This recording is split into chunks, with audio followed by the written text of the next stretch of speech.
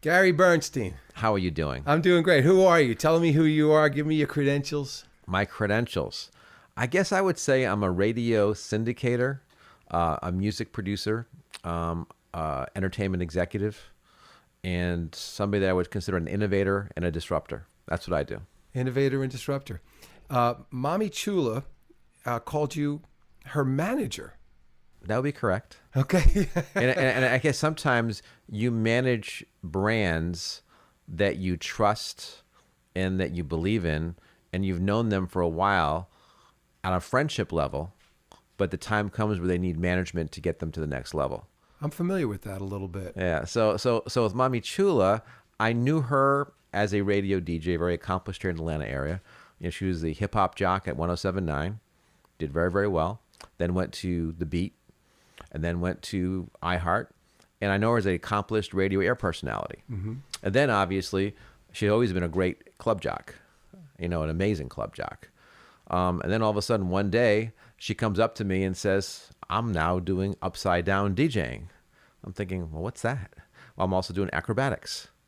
So she's now an aerialist. So, the world's first aerialist DJ. So I said, she said, I need help marketing that. I said, okay. And they did a little research on it, and I said, okay, this is going to be very interesting. So what happened is that I said, we need to get a team together to really broadcast your brand and get the brand out there, get publicity. And that process was, she told me she had anxiety issue, back issues, and she needed to get some help. So I thought, well, Dr. Mike would be perfect, because she was looking for a form of Reiki and for some, I would say, confidence help. Mm-hmm. And she went to Dr. Michael, and she had a whole new level of self-confidence after seeing him. That's beautiful. Yeah, and she was able to handle the success that came to her. And the success naturally came to her when her energy was clear. And she got an opportunity to be in a huge blockbuster movie with Will Smith and Mark Lawrence called Bad Boys for Life. And that just was an amazing experience. And she just wasn't in the movie doing airless stuff. She was in the movie now being featured entertainer. Mm-hmm.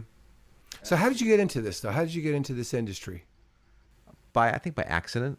I took a college, an internship in high school, actually, to be on a radio station called WBRU.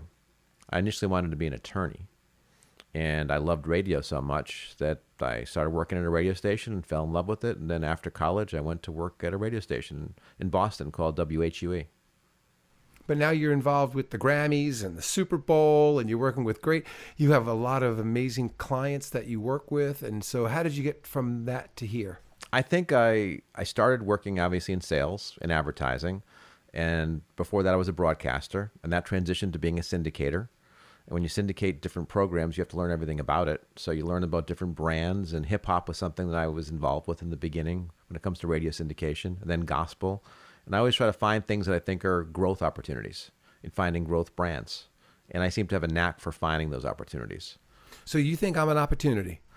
I think that you have the ability to reach a bigger population base than you're reaching right now. I think your message is suited for the world right now. And I think once the world hears your message, I think it will resonate to everybody. And you'll help a lot of people.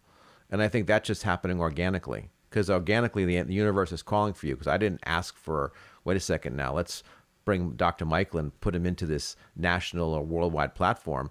It was sort of like, I have an individual named Mommy Chula. She has a problem. She has back issues because of this airless DJing. And she has some self-confidence issues because she's the first at doing something. When you're the first at doing something, you're going to have some anxiety issues. That's normal.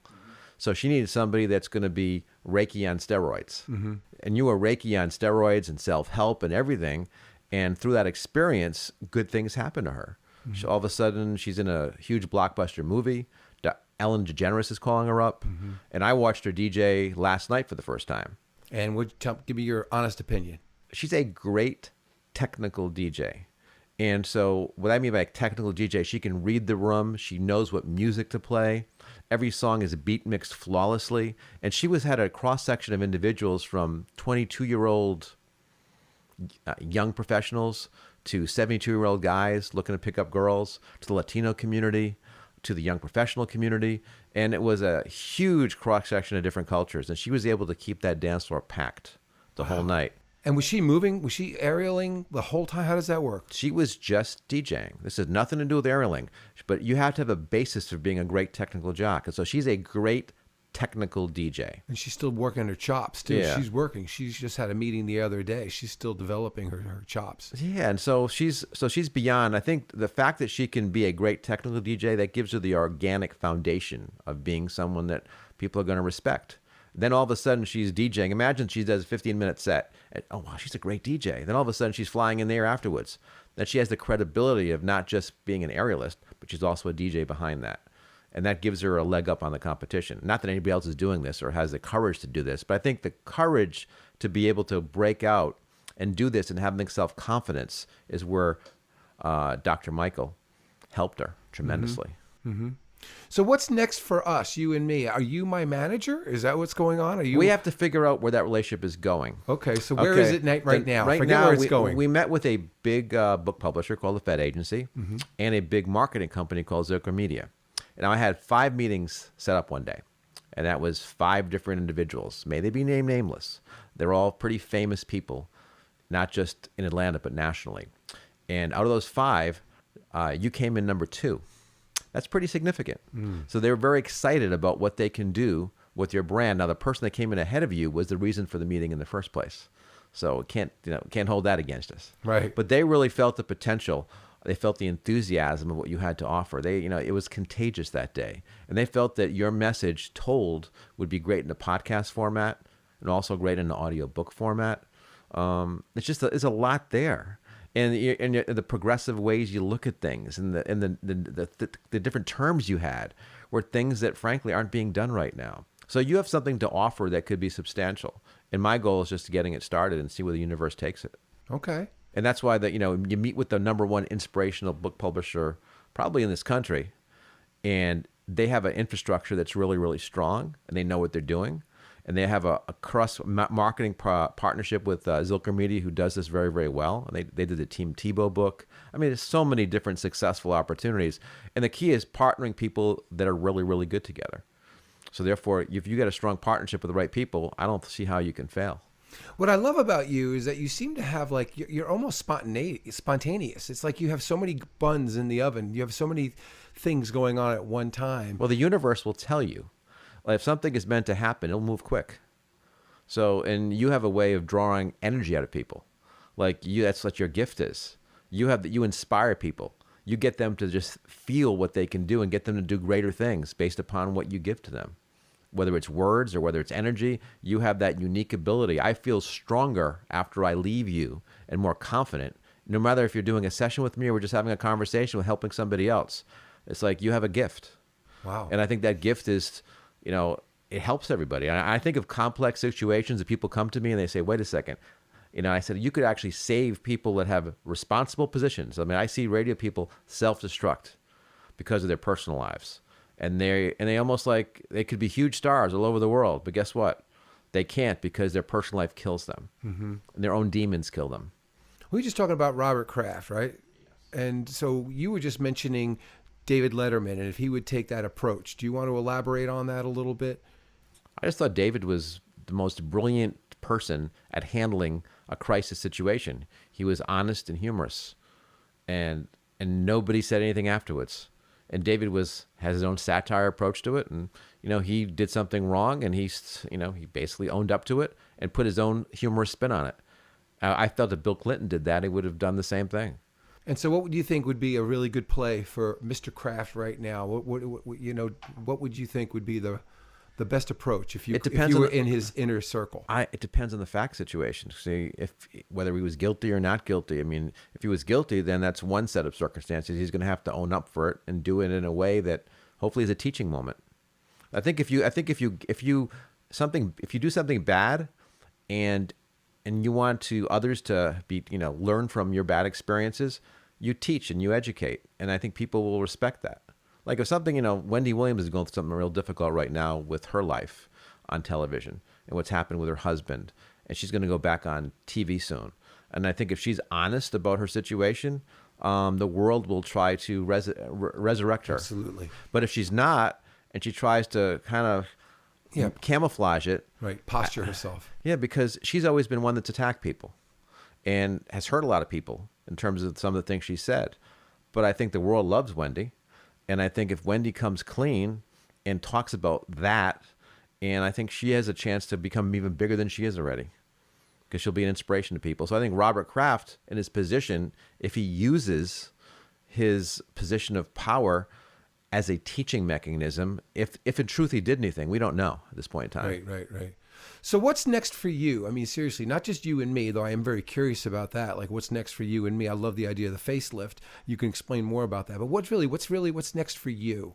I just think opportunities present themselves, and I look for ones that are just challenging, and the ones that are challenging are the ones that excite me the most. I've got a couple right now that are very challenging that I have to figure out, number one, if they're good for me. And generally, when I say good for me, being people that are genuine and that I think should be, and their careers be enhanced. Like they should be uplifted. Uplifting the wrong people doesn't work for me. Right. Those things tend to not, they tend to just have a bad energy attached Well, to them. the universe has a way of like really coming down hard on you if you're with the wrong people. We always say duck. If you're with the wrong kind of people, you really got to be careful because of shrapnel. Well, I had glasses explode. I was in a meeting in Los Angeles and Hollywood with some people that weren't the best ethical people. And before the meeting even started, this person I was with was a good person. He was getting orange juice put in his hand and the glass exploded and it went over everybody's suit. So that tends to happen when things aren't correct. And it got on your suit. Got on my suit. There you go. And it just basically said, I'm not supposed to be around these people. We were just having an interview with Dr. Michael Labatinosi, and he was highlighting the fact that I talk about be around supportive environments, get yourself a supportive environment, how important that really is for health and just well-being. And this stuff kind of rubs off on people, and that's really true. You seem to have a natural barometer for that, like for good people, integrity, people whose hearts are genuine, and for whatever reason, you're at a place in your professional career where you're making decisions that you're only working with those people. You try to get better at it because sometimes it's hard. Sometimes it's camouflage. Mm-hmm. I have one situation, may be named nameless, that I'm not sure about. Right. So I'm trying to learn it because sometimes people have demons, but they're good, and they need somebody to help clean those demons out. And you don't want to just totally to not do something because they're conflicted. Right. Like it's like if you have a patient that is conflicted, and there's more good than bad, and you're trying to help them have the good cover up the bad, not have them go in a different direction. Well, that's it. When you just said about now, you said about Kraft, is he guilty? I mean, the idea here is you didn't want him to present himself as if he were innocent regardless, but maybe I can get away with this. Your whole thing was like, well, what are the facts? If he's guilty, own up to it. And I think that that's really what we're saying, even with darkness and people who've got issues. It's like, that's part of like how you get to the light is you embrace the dark. And if you kind of like keep the dark in the shadow, there's no chance for you to even elevate your game. I mean, and nobody's perfect. No, we're all perfect. And if I'm trying to develop your career and your brand, we're going to make mistakes. Not every decision is going to be perfect, but we have to be aware to take some risk. So talk to me now. Give it to me straight right here on film. What do I need? What do I need to do? If you're going to do this quote unquote facelift, or just give it to me straight. Well, there's an advantage, disadvantage of not having a lot of bad habits around you. When you're not extremely well known, you don't have a lot of socials in that universe, then you're starting from scratch. So basically, you're putting a marketing facelift on yourself, which means you're starting and need to develop great social presence on Facebook, Instagram, Twitter, everywhere. Podcasting, and it really comes to developing things from square one. Putting a good team behind you that understands how to do that, and then get great podcasts together that are hooky, trendy, impactful, enriching. Is the team part of knowing that, or is that content that I'm supposed to know? You have the content. The team will help guide you. If you have the right team, your content will feed off of the team. They'll give you honest feedback. If you miss something, they'll tell you. If you hit something, they'll tell you. And you'll be able to feed off of it as well because you'll feed off the team. Now, you're going to put me in touch with the team, or is this something that I'm going to find on my own? My thing is building the team, finding those right people. And sometimes what happens is it's an investment because sometimes the best book publisher is not the most financially best situation. As I explained to a broadcaster in Dallas, Texas, that I have a lot of respect for, I said to him, you might be hiring a team based upon a certain financial model where you're going to make more money. However, In that situation, it might not be the best deal for you because they don't have experience in this area. So do you have people that come up to you and say, I want you to represent me, and you have to say no, or I say no a lot. you do? Yeah, it's a lot of people come up to me based upon if you do a successful situation. Let's say in Atlanta, I've placed a lot of people recently. I handle Frank Ski. We placed him in V103 back in mornings. Then I just did a deal with Rick Party and Sasha the Diva, a national deal with Westwood One. And people find out about it and they want to hire you. I'm just picky on who I do business with because I want people that I like, that deserve to be lifted and are extremely talented at the same time. And if I can't help somebody, I don't want to be representing them and wasting their time, and vice versa. See, what really interests me about you is that, first off, the story about Ricky Smiley and the time that we were there and T.I. came up and Dr. Michael, and I just was loving seeing. Well, that freaked me out. I know it did. I'm taking you to because I handled Ricky Smiley for a while. I think it was 5 years. Right. And when I started with Ricky, he had 3 stations, and we built them to 65 radio stations. And beautiful. He's a huge brand. And then we're coming to a remote broadcast, and I invited you just to hang out. I didn't expect all these famous people to come and be wanting to be with you, from T.I. to Tiny. It was just, but then again, I've heard stories. Obviously Ryan Cameron's a huge brand in Atlanta, and he doesn't win anything without talking to you. That's another thing that really surprised me, is I actually mentioned you to Ryan, and he knew you. He knew about Gary B, and I was just like, my God, how big is this guy? You play small in when you're with me. I don't realize how much influence. Well, you played have. small when you were with me, right? So it's kind but of. I am small. You're not actually. So I meant my community. Yeah, well, your community is small but very powerful. Yes. Because of it's almost like having a small social media following, but be highly engaged. Like your people live and die by you. And they don't do important things without talking to you, and their lives are thoroughly enriched, and you can't ask for more when you've helped so many people. So where are we taking all this? Where is this all going? What's your best guess? I just think the universe is taking it to a bigger platform organically. Perfect. And that's where it's going to go, and love that. And there's no pressure that way. TBR, to be revealed. Yeah, I'm okay with that. We don't have a time frame. I really don't have an ambition around that. I mean, my ambition is truly to serve the unknown face, the people who would organically benefit from this information, who otherwise, if I don't do any effort, will never know that this exists. That's what motivates me, believe it or Well, not. that's actually fun when there's no time frame. You Right. can actually choose who you want to choose. You can Right. see if it makes a fit. Is this book publishing company the right company? Is the marketing company the right company? You can organically feel if that's the right people to do business with. If it is, you're off to a start. Your team builds, and it keeps on growing with the right people. But you keep your team lean and mean. I've learned that one. Well, that meeting that we had, you had many, many, many, many meetings. But that meeting that we had, I thought was phenomenal. The one at the Waldorf Astoria. Yeah, well, you had every single decision maker that was important at that meeting. And the rapport was amazing. I want to work with those people. They were remarkable. Well, they've got an amazing reputation. So my thing is, okay, I don't necessarily worry about the final deal. When you're starting out, just get with the right people. And then you build. And if the top line is a good top line, everybody does well. To me, it's more important to get the right people together. And I know their reputation is amazing.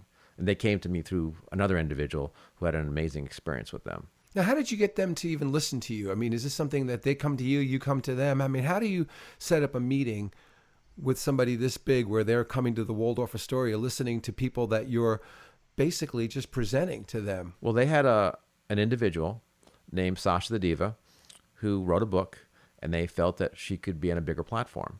So we had a meeting with Sasha, and Sasha has, in my opinion, an incredible story to tell.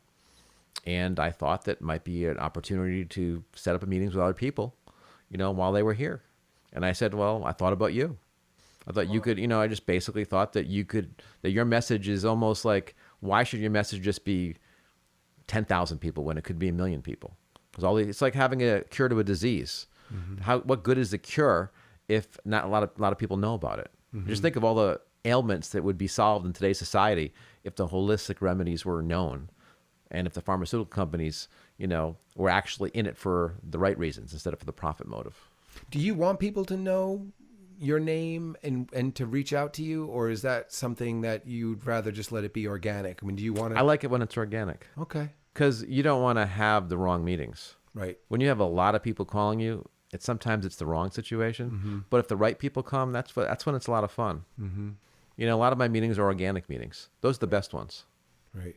Well, thank you for this. I appreciate. Thank you for humoring me and letting me interview like this, because I've got to develop my chops. Your chops are strong. Oh, good. You're actually a really good interviewer. Thank you. All right. I appreciate it, man. Well, next time. Fantastic. Take Forward care. to it. Thanks, man. Appreciate it. Blessings. Thank you. Good stuff.